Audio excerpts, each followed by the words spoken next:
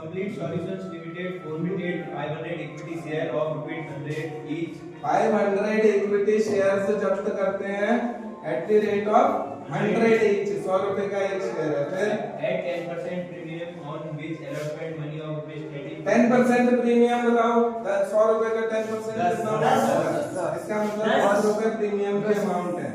आई बात समझ में? और Which allotment money of ₹80 per equity share.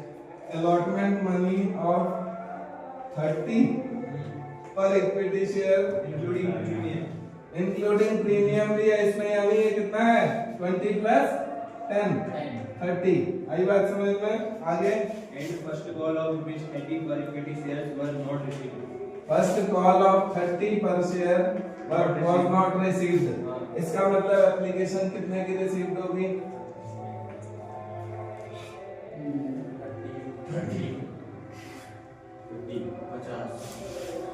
50। समझ पा रहे हो? बिल्कुल 50। कैसे होगा भाई? 30 तो ये कैपिटल है और 20 कैपिटल ये है, इसको एक्सक्लूड करो। 20 कैपिटल तो 30 और 20 कितना हुआ? 50। इसका मतलब ये 50 है क्योंकि 100 रुपए का टोटल शेयर।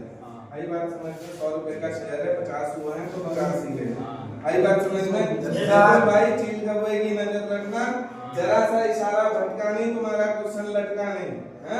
आगे The second and final call of ₹20 per equity. अरे एक और कॉल है, एक और कॉल है। सेकंड कॉल कितने की है? 20 की। अब बताओ एप्लीकेशन आप कितने की है? 30। सबको समझ आ रही है? 20 30 50 60 70 हो गए, 30 की ये है। और ध्यान रखना ये रिसीव्ड है और ये एरियर बता रहा है, ये भी एरियर बता रहा है। और इसको क्या कह रहा है? Second call of Was not yet called. was not yet called, ये अभी मांगी नहीं गई है। आई बात समझ में? ये मांगी नहीं गई है। क्वेश्चन क्लियर हो रहा है? Pass the journal entries for forfeited and reissued of shares in each of the following cases. Case 1. पहला फॉरफीचर कर लेते हैं, अब रीइश्यू के केसेस चेंज होंगे। ठीक है, फॉरफीचर का एक ही रहेगा केस। ठीक है, चलो फॉरफीचर की एंट्री बताओ। Share forfeiture, share capital debit, security premium आएगी या नहीं आएगी? तुम लोग बताओ। आएगी। निशान सिक्योरिटी प्रीमियम बता एंट्री में आएगी नहीं आएगी? यस सर आएगी। क्यों आएगी? सिक्योरिटी प्रीमियम क्योंकि हमने वहां पर प्रीमियम दिया है। कहां दिया है? वो 20 प्लस 10 20 प्लस 10। चलो एक बार इसकी अमाउंट भर लेते हैं, पहले अमाउंट भर लेते हैं एंट्री में, तब आसानी होगी। 5 3 15,000 ये रिसीव्ड है, ये रिसीव्ड है, इधर ध्यान रखना। और ये कितनी, इसको कितने से करूं? 20 से या 30 से? 30 से, इसीलिए एंट्री आएगी प्रीमियम की। ठीक है, 5 3 15,000 ये भी हो गया, ये भी 15,000 हो गया, और 5 3 15,000 ये भी हो गया। आगे क्या करते हैं? बस इतना ही। इसकी कुछ अप्लाइड का तो नहीं बता रहा है, कोई ऐसी हिंट तो नहीं दे रहा है कि 500 वालों ने कितना अप्लाई किया था? नहीं, कुछ नहीं। इसका मतलब सिक्योरिटी प्रीमियम डेबिट होगी। पैसों में आ जाओ, पैसा बड़ा अच्छे से समझना है, या निशान तो ध्यान रखना। पैसा अच्छे से समझना। शेयर कैपिटल कितने से डेबिट करते थे हम अभी तक? 500 इनटू पूरा 100 से कर रहे थे। कारण क्या था? सब मांगा जा रहा था। यहाँ ये लास्ट 20 नहीं मांगा जा रहा है, तो अब बताओ अब कितने से शेयर कैपिटल डेबिट करो? 80। कितने से होगी? 80 से। भाई 20 कम, 20 मांग ही नहीं रहे हो। इसका मतलब अब कैपिटल कितने से डेबिट होनी है? 80 से। बहुत ख्याल रखना है यहाँ पे, इसको कभी 100 से नहीं कर देना, 80 से करना। ठीक है, इसके बाद आ जाओ सिक्योरिटी प्रीमियम 500 इनटू 10। 5 8 40 कितना हो गया? 4,40,000। 40,000 और 5,000। आई बात, यहाँ तक किसी को कोई डाउट तो नहीं है भाई? नहीं। अब आ जाओ टू शेयर फॉरफीचर अमाउंट बताओ कितनी आएगी? जो रिसीव्ड है वो वही अमाउंट आएगी। कितनी रिसीव्ड है? 15,000। 15,000 यहाँ आ जाएगी। और टू कॉलिंग एरियर्स में कितनी आएगी? तरुण बताओ। कॉलिंग तरुण, कॉलिंग एरियर्स बताओ। कॉलिंग एरियर कितना आएगा? भाई ये भी एरियर है और ये भी एरियर है। 15 15 30,000। 30,000 कॉलिंग एरियर का है। आई बात समझ में?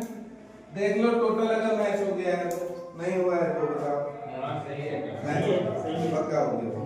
आई बात समझ में? अब रीइश्यू का केस नंबर 1। ठीक है, कितने शेयर इशू करते हैं बताओ? Case 1. If 200 of these shares were issued at rupees 80 paid up for rupees 90 per share. 80 paid up 90 पर शेयर। हाँ। इसका मतलब मुझे ये बता दो बैंक कितना है, तुम्हें कितना समझ आ रहा है और शेयर कैपिटल कितनी समझ आ रही है?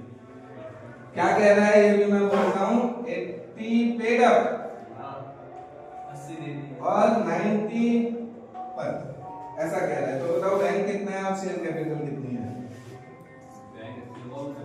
बैंक 80 है 90, और कोई बताओ? कैपिटल 80 है भाई। अभी मैंने आपको पिछले क्वेश्चन में एक हिंट दी थी कि पेड अप के आगे जरूर देखा करो पेड अप के मुंह में कितना है। अगर 80 पेड अप है तो कैपिटल 80 है, 90 पेड अप है तो कैपिटल 90 है, अगर फुल्ली पेड अप है तो कैपिटल 100 है। भाई बात समझ में? इसका मतलब ये तो 80 है और ये 90। तो 9 दूनी 18, कितना हजार? 18,000। हाँ, और ये शेयर कैपिटल कितनी हो जाएगी? 8 दूनी 16,000। इसका मतलब भाई 2,000 यहाँ और आएगा। बताओ परसों यहाँ मैंने कुछ डाला था, शाबाश। किसको याद आई? प्रीमियम, शाबाश। सिक्योरिटी भाई शेयर कैपिटल की पूछ है कौन? प्रीमियम। शेयर कैपिटल की जो पूछ है वो कौन है? Security premium. और ये जो होता है ना, ये प्रॉफिट होता है। ये क्या होता है? प्रीमियम प्रॉफिट है, तभी तो क्रेडिट है। कभी भी प्रॉफिट क्रेडिट होंगे, लॉस डेबिट होंगे, ठीक है? तो आप बताओ तुम्हारा ये 15,000 फॉरफीचर क्या है? प्रॉफिट। प्रॉफिट है लॉस है? कितने शेयरों का है ये? 500 शेयरों का। अगर 15,000 है, इसका मतलब कितने से मल्टीप्लाई कर रहे हो? 30 से। तो 200 शेयर इनटू 30 कितना होना चाहिए? तो इसका मतलब ये वैल्यू 6,000 है। बोलो आई बात समझ में? ऐसे भी कैलकुलेट कर लेते हैं। हाँ? अभी इसी चीज को मैं पिछले क्वेश्चन में कैसे कैलकुलेट करके दिखाया था तुमको कि अगर 500 शेयरों का फॉरफीचर 15,000 है तो एक का कितना है? 15,000 अपॉन 500। तो 200 का कितना है? 15,000 अपॉन 500 इंटू 200। कैलकुलेट करो कितना आया? 6,000। देखो मैंने वहां पे सिर्फ 6,000 लिख दिया था। कैसे किया था यहाँ मैंने शॉर्ट में? पता है मैंने कहा 500 शेयरों का 15,000 है तो 500 इंटू 30 6,000 होता है। 5 3 15 दिख रहा है? 5 3 15, इसका मतलब 2 3 6। तो 6 ये इसकी असली वैल्यू है, प्रॉफिट है। यहाँ शेयर फॉरफीचर अगर डेबिट होता है वो लॉस होता है, वही माइनस होता है। अब ये है ही नहीं तो पूरा 6,000 आंसर है इसका। पहला आंसर 6,000 है कैपिटल रिजर्व। ठीक है? फॉर्मूला इसको शेयर एंट्री बताओ।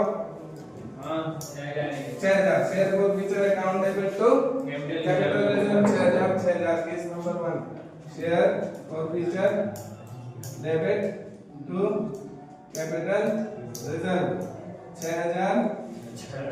कैसे आया? आई बात समझ में? How I calculated this value? Got it? Second case आपको और अच्छे से समझ आएगा।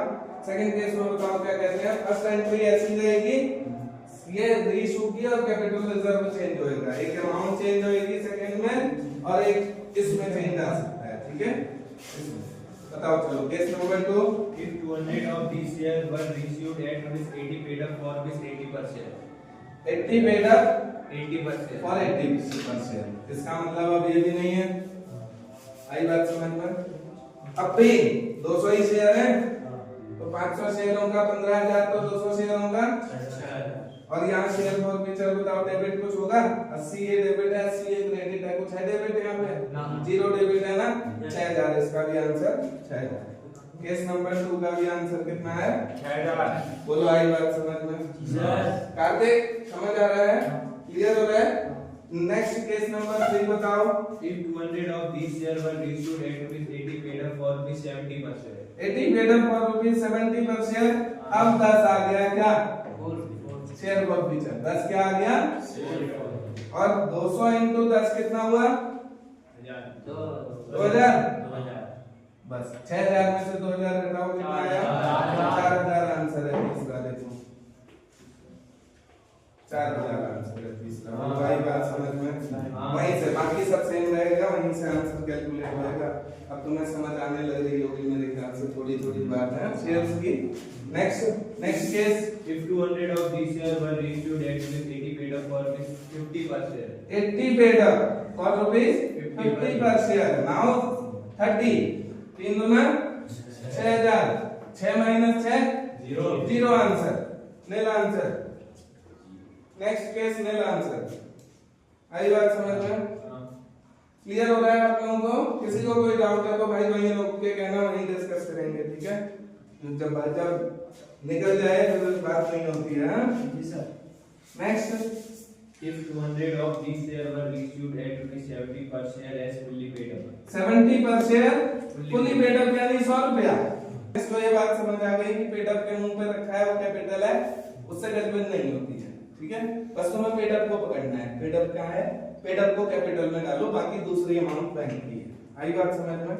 दूसरी बैंक की है। तो 70 इसका मतलब 30 ये है, इसका भी आंसर ले ले भाई। 6000 हो गया, 3 दूना 6 6000, वो 6 माइनस 6 nil आंसर। आई बात समझ में? नेक्स्ट केस खत्म। खत्म, काम खत्म, क्लियर है?